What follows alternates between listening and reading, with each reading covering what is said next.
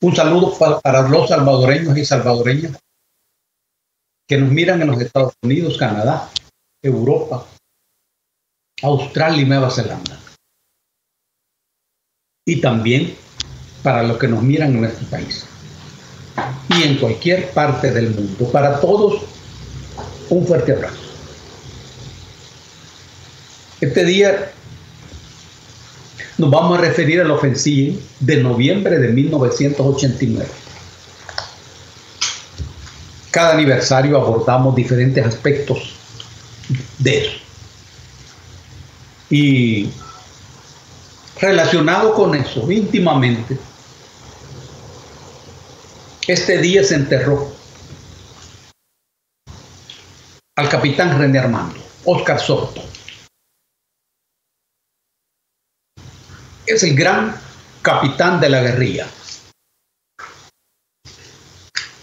Se incorporó a la Juventud Comunista a muy temprana edad.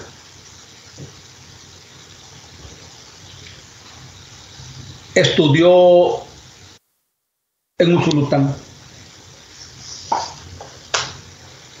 y a muy temprana edad también se convirtió en guerrillero,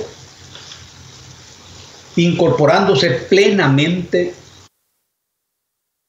a toda la guerra popular que duró 20 años.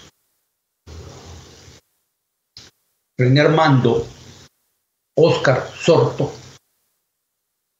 fue una figura estratégica, legendaria en todos los combates de la guerra, en todas las tareas más difíciles y más peligrosas. Ahí estaba René Armando. Es de los hombres que lo han dado todo por el país, en un puesto que solamente ocupan los hombres y mujeres plenamente comprometidos con sus ideas. Dedicó su vida a la lucha del pueblo, con entrega, con disciplina, con una gigantesca laboriosidad y con un afán inagotable de lograr sus objetivos. Fue enterrado este día y expresamos todo nuestro pesar a sus hijos, a Natalia, a Anaí, a Óscar, a Sebastián, a Manuel, a su familia, sus hermanas, a sus compañeros. Él pidió que, de ser posible, su ataúd fuera cubierto con una bandera de la Juventud Comunista, a partir de su convicción de que esa fue una agrupación muy sana, muy limpia y muy justa. Con René Armando el país pierde. El país pierde una energía, una entrega, una fuerza geológica al servicio de sus ideales. La guerra fue eso, una entrega total. La guerra aparece cuando se agotan los caminos. Por eso esta es definida como la continuación de la política por otros medios, precisamente violentos. Y si la guerra es eso, entonces la política es la continuación de la guerra por otros medios, usando al Estado, usando al derecho, usando la ley, usando los aparatos ideológicos. Esa es la política. Una guerra es una guerra. Es decir, que entre la guerra y la política funciona una íntima conexión. Porque en definitiva toda guerra es un acontecimiento político. En el corazón es un acontecimiento político que tiene que ver con el poder. La guerra del Salvador, que duró 20 años, fue la sexta guerra en nuestra historia. La primera fue la de 1524, cuando nos invadieron los españoles.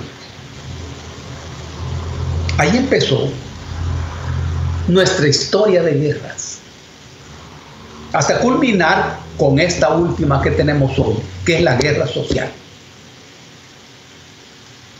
Durante largos años, 20 años, el pueblo organizado en el FMLN guerrillero, que no tiene nada que ver con el FMLN partido político, fue acumulando fuerzas,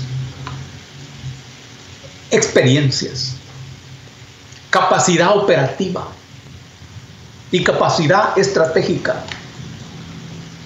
hasta llegar a estar en condiciones de desatar una ofensiva político-militar estratégica en todo el país. Eso ocurrió el 11 de noviembre de 1989. Ahí culminó un proceso en donde nosotros empezamos la guerra sin nada, sin experiencia, sin dinero, sin armas, sin retaguardia.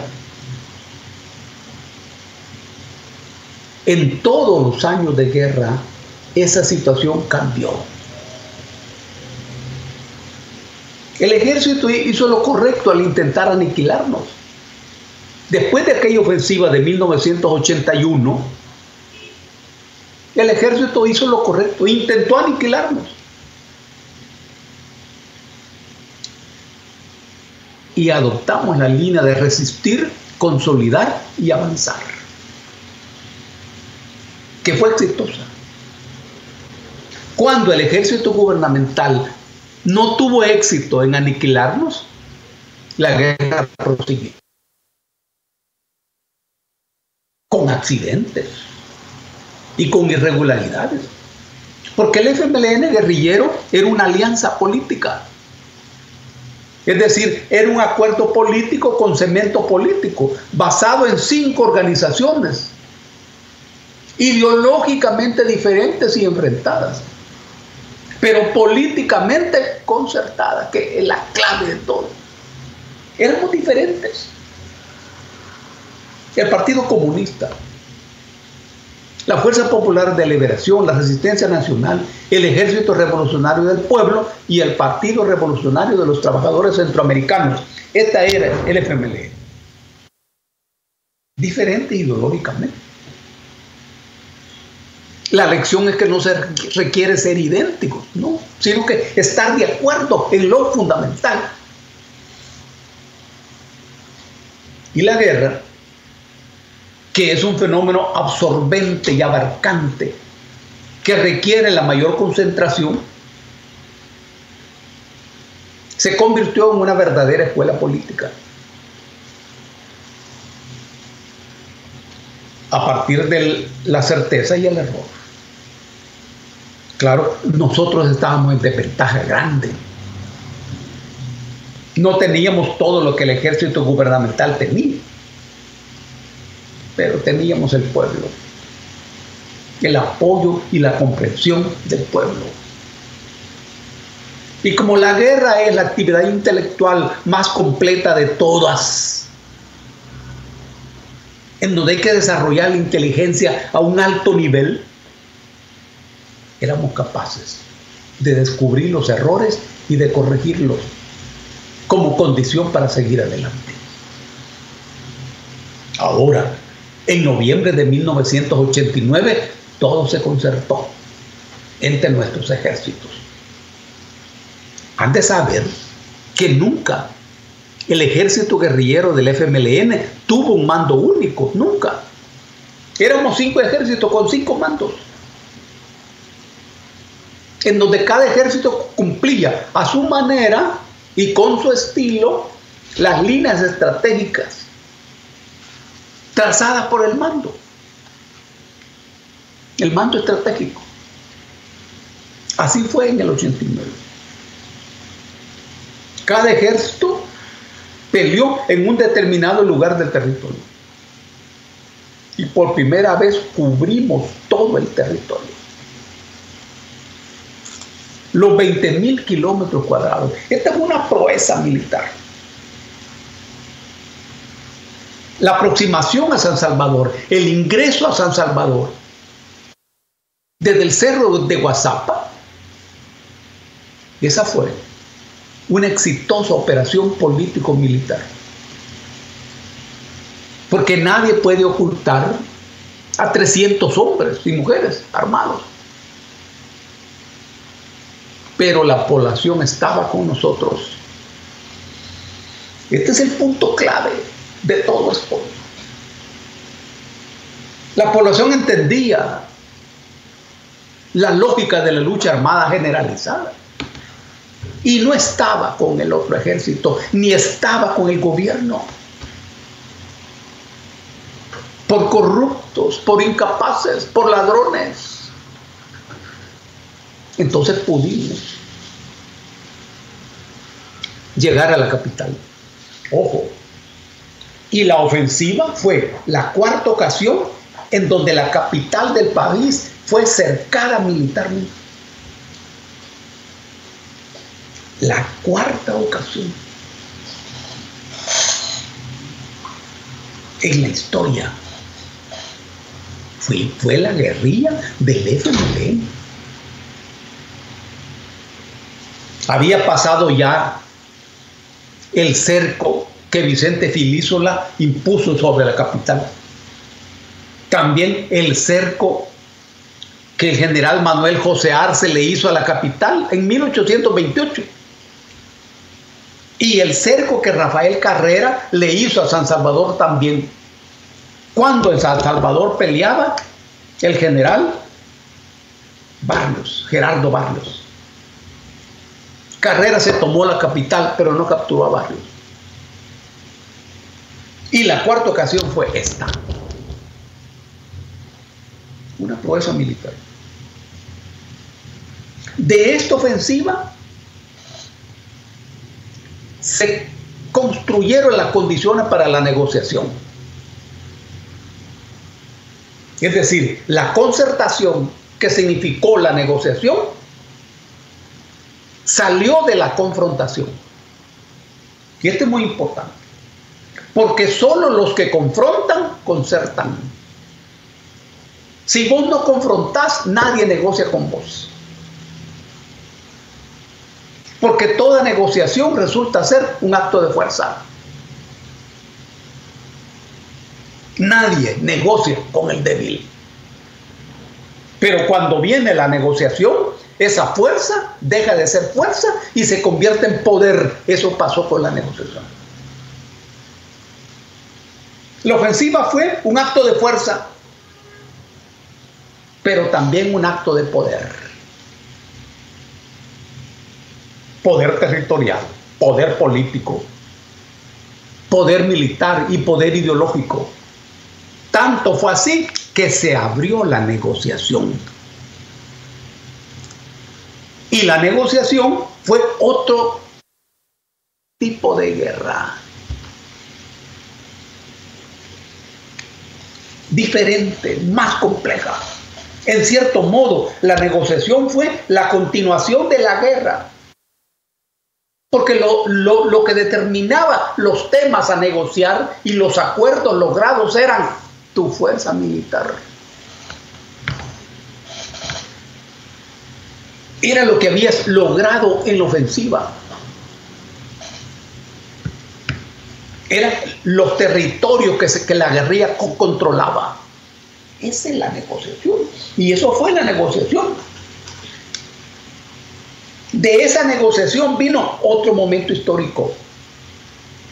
Estamos hablando de que en la historia las coyunturas van construyendo escenarios diferentes.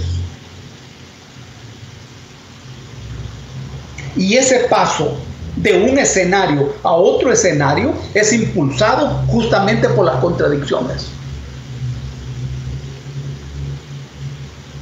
Cuando vino la negociación, ese era otro escenario. Pero la negociación dependió de la guerra. Lo que salió de la negociación, a su vez, fue otro escenario diferente a la negociación. Y vos podés preguntarte, y entonces, ¿y quién ganó la guerra? ¿Y quién la perdió? La guerrilla del FMLN no perdió la guerra. Nosotros no perdimos la guerra. En esa medida la ganamos. La Fuerza Armada Gubernamental no ganó la guerra y en esa medida la perdió. Y mira qué circunstancia. El hecho de que no haya ganado la guerra, el ejército gubernamental, está expresado en el artículo 212 de la Constitución del país, donde dice que la Fuerza Armada tiene como misión la defensa de la soberanía del Estado y la integridad del territorio. Punto. Es decir, que al no haber ganado la guerra, la Fuerza Armada dejó de ser una superfuerza, como aparecía en el artículo 211 de la misma Constitución del 83, pero sin reformas. La Fuerza Armada era garante de la paz, era garante del orden, garante de la constitucionalidad del país. Vos te imaginás todo lo que tenía la Fuerza Armada. En esa línea y media que hay en la Constitución se expresa quién ganó y quién perdió. Claro. La Fuerza Armada entonces, la ofensiva del 89 demostró lo que se puede hacer, lo que el pueblo puede hacer. Pero también demostró que en la historia los objetivos se van logrando paso a paso. Y cada paso construye un escenario histórico diferente. El FMLN guerrillero desapareció, murió, antes de la firma de los acuerdos de paz. Pero primero murió la guerra. Nadie supo de esto, nadie se dio cuenta. Después apareció el FMLN, pero partido político, que es otra cosa. Ese es otro tema. Esa figura política partidaria es la que actuó en el escenario político construido por los combatientes heroicos y maravillosos del FMLN. Ese esfuerzo determinó la construcción de ese escenario. Y ahí ocurrió lo que ocurrió. La historia es así. No es lineal. No camina siempre para adelante. Y ves que camina para atrás. Y hay retrasos y hay impulsos maravillosos en determinados momentos. La ofensiva la ganamos nosotros. Todos los combatientes que murieron deben de saber que sus banderas por las que dieron su sangre siguen siendo levantadas. Que nadie es olvidado y que ninguno murió en vano. La pelea sigue por otras vías, por otros caminos,